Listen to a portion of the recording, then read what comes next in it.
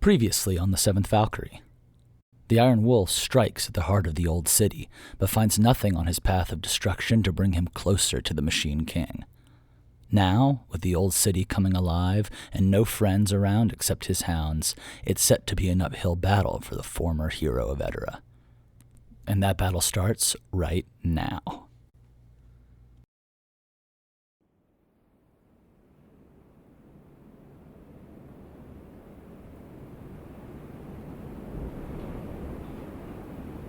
Chapter 1. What Washes Away. Val. The fourth night of winter. Late evening. The sky flashed behind me, lighting the mouth of the mountainside cave only as far as a poor stone's throw. It had long since begun to rain, though for now my coat and the hound's dense fur shed the near-freezing winter downpour. With the storm coming in stronger, we'd have to move fast and less carefully than I wanted. I hung 2 lanterns, both stolen from Rat's bar, from the branches of a stretching wind-stripped tree. It was devoid of any foliage except for some stamped-down leaves stuck in the cracks of the mountainside rock, and I grimaced at how little light the lanterns gave. You could have found somewhere in the city.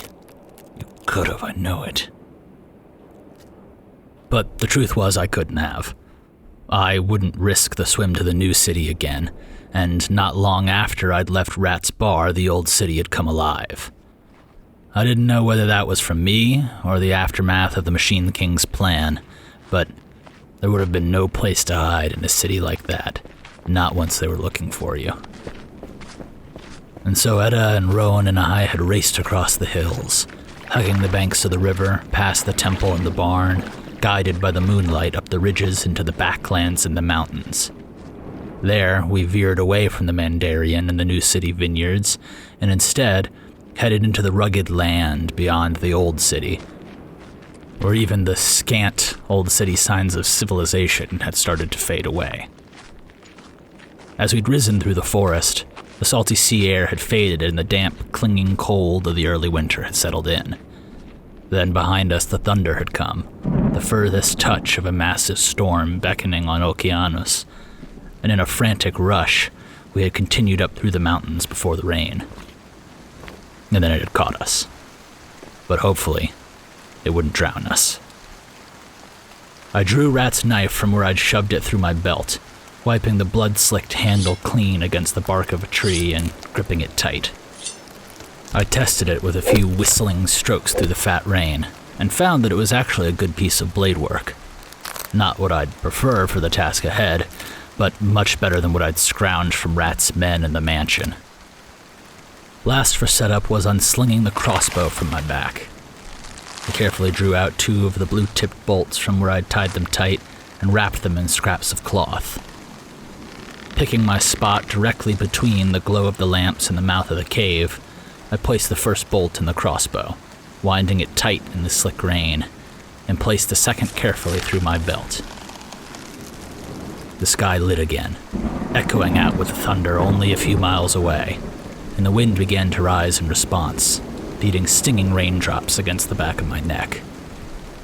I saw Rowan shudder in the cold, and as the lantern swung and creaked, I did all I could to dry my fingers and whistle for Edda and Rowan.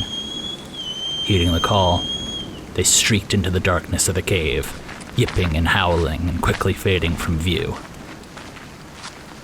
There were razorback brinsboar on this coast.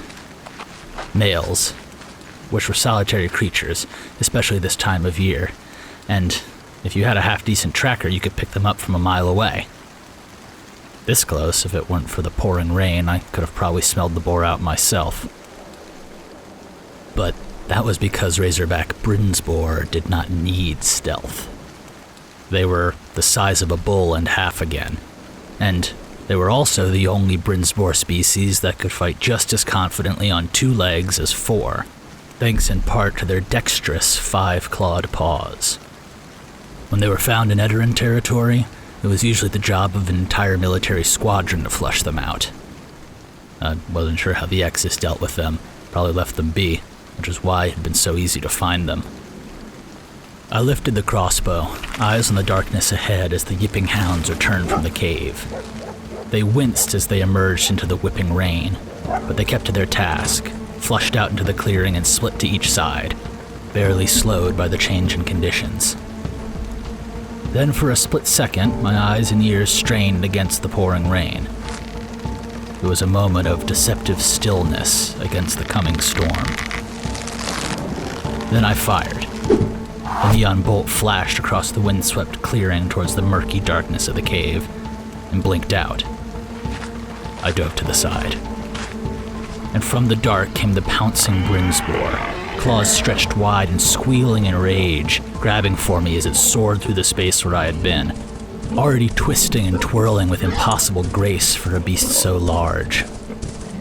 It landed, scrabbling, still eyes on me halfway down the hill. The seconds of delay, as it slid to a stop on the rain-slicked stone, gave me another opening. I wrenched the crossbow loaded and fired again, diving to the side. This time, I fired at the space where I had just been before, and my guess was right.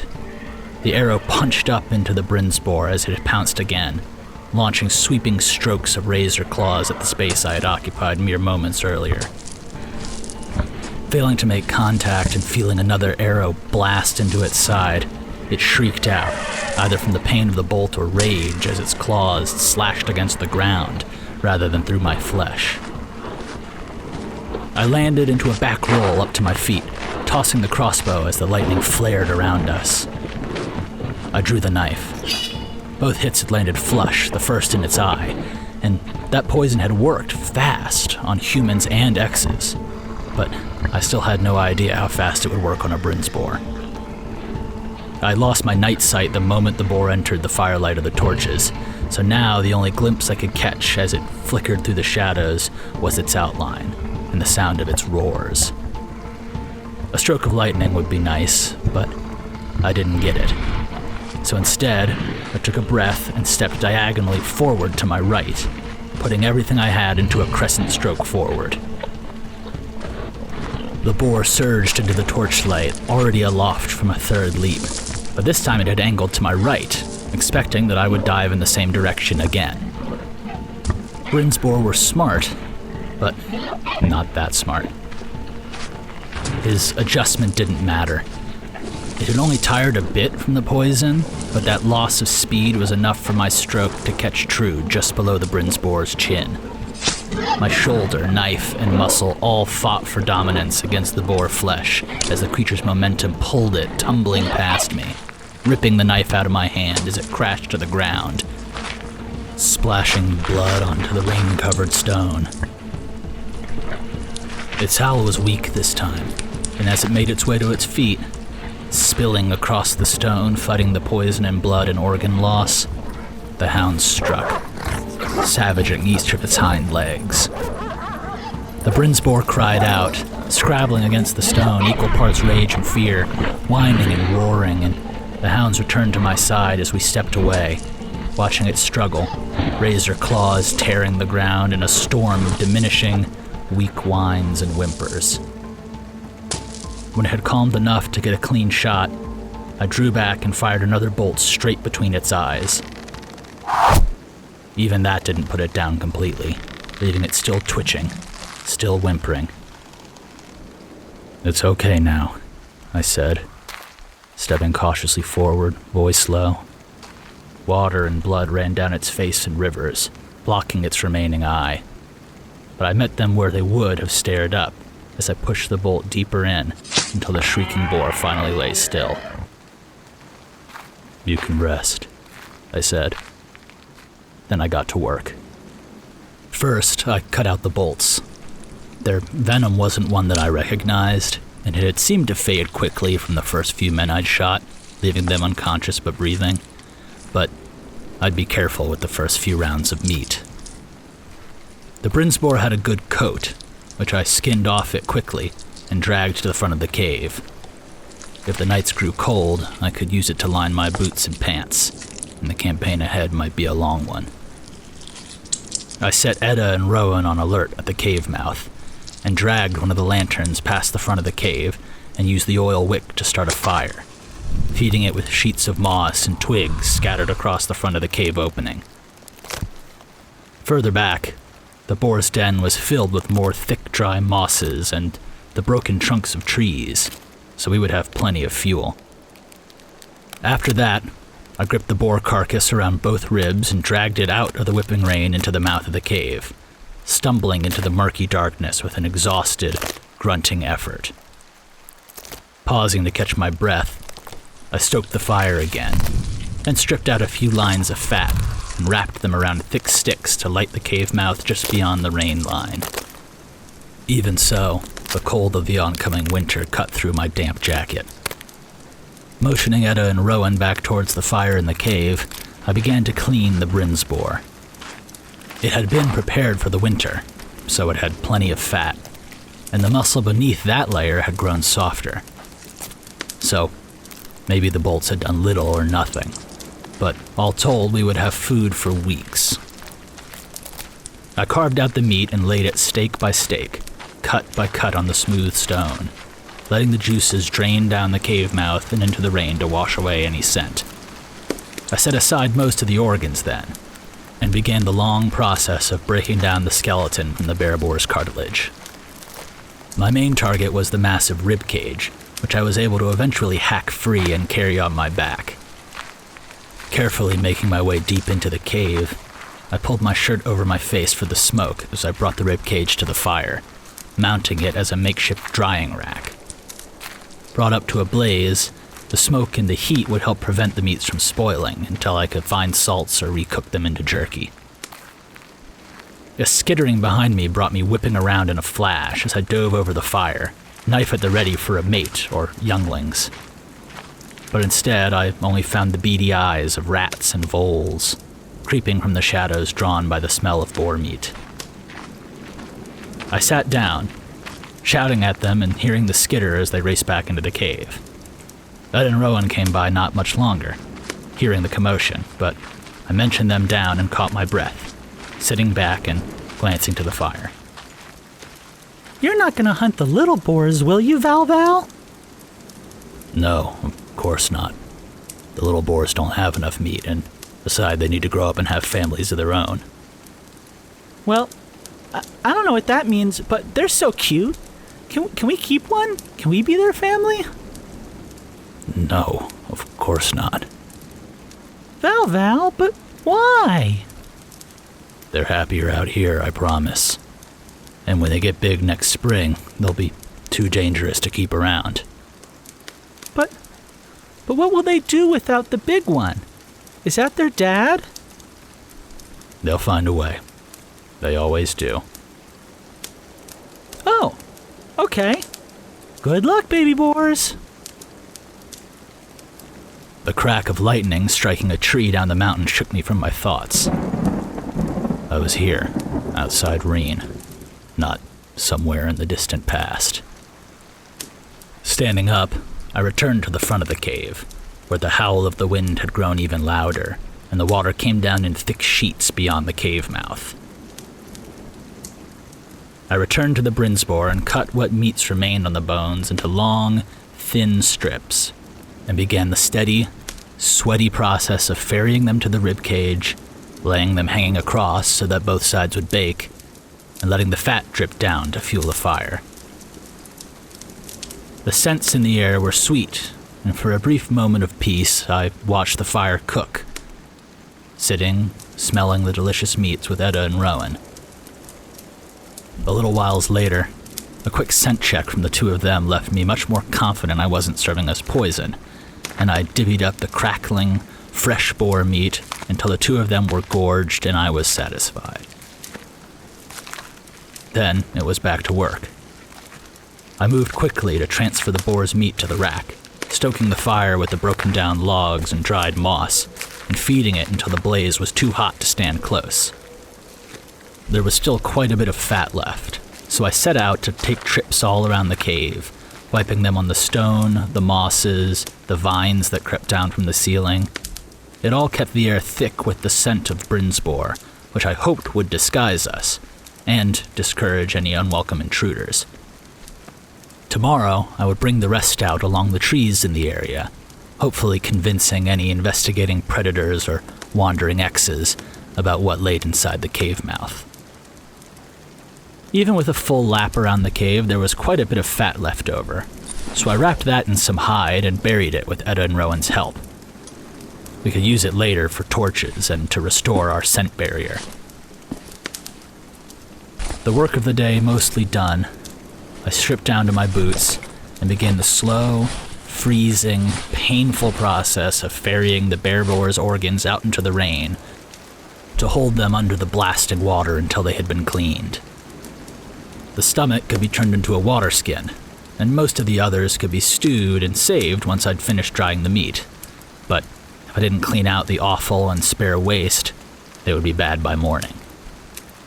Lap after lap after lap, I trudged out into the stinging, blinding, freezing rain, squeezing and rinsing the unrecognizable masses in my hand, and then leaving them to dry by the blazing fire. Cold, then hot, then cold, then hot, then cold, then hot. The trip sapped what was left of my strength as I focused steadfastly on my breath. I moved with each step, never thinking beyond that, passing Edda and Rowan back and forth as they watched sleepily from a perch halfway into the cave, gnawing on raw hide and bones. I began to remember things again. Aren't you done yet, Val? Why won't you come play? I'll be back soon. Okay, Val. Wait. Before you go, I made you something. What is this? A necklace? It'll keep you safe while you're out there. That way you can know that I'll always be with you. Well, I don't know. It might catch on a stray branch or get in my way. Okay, then I'll make it a bracelet. Fine. I'll take a bracelet. Yay! Now next time I'll be out there with you. I had never really believed in luck before that. And for a while maybe I had, but of course, no little trinket. Handmade and fashioned from river stone with tiny but determined fingers. There was no way that would make much difference. Not out in the mountains or on the waves or when the storms came in. Or when the dusk fell. At my last trip, I stepped out into the blinding rain and sat, completely bare against the freezing downpour, huddled against the wind and the cold and the roaring storm, hugging my knees to my chest until the water pooled around me and my fingers grew numb. I would wait until no scent or sign reminded me of the work of that evening. Not what I had done in Reen, nor what I had done on the mountain. In time, Edda and Rowan strode out into the downpour and laid against me. They were huddled and shivering, but resolute all the same as the storm raged on, pounding and crashing in rivers down the face of the mountain, scouring skin and fur and rock and bark and tree, like some divine attempt to wash the world away through its force. It was only when Rowan began to shake from the cold that I silently fought my way back to my feet, ushered the hounds inside the cave, and let myself warm slowly in front of the fire. Once the blaze had died down, I returned to the cave's edge, donned my clothes once more, and laid back against the cave wall, perched where Edda and Rowan had sat and watched earlier. The hounds snuggled up to me. They were exhausted and cold, and without that little ex-girl's energy, I wasn't sure that they would have made it this far at all. And yet, as I sat and looked out in the night, I wasn't thinking about them very much at all. Keep it with you, Val. That way you'll always be safe. I grabbed around my wrist for something I knew was burned and buried. And as the rain raged on, I settled into my hounds, an arm around each one, stroking them and holding them tight, protecting them with all I had. The storm could blast clean mud and blood, earth and viscera, sand, even stone if you gave it long enough.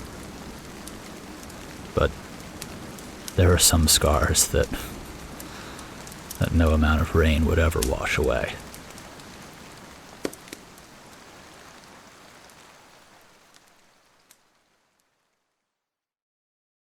Want to know what happens next?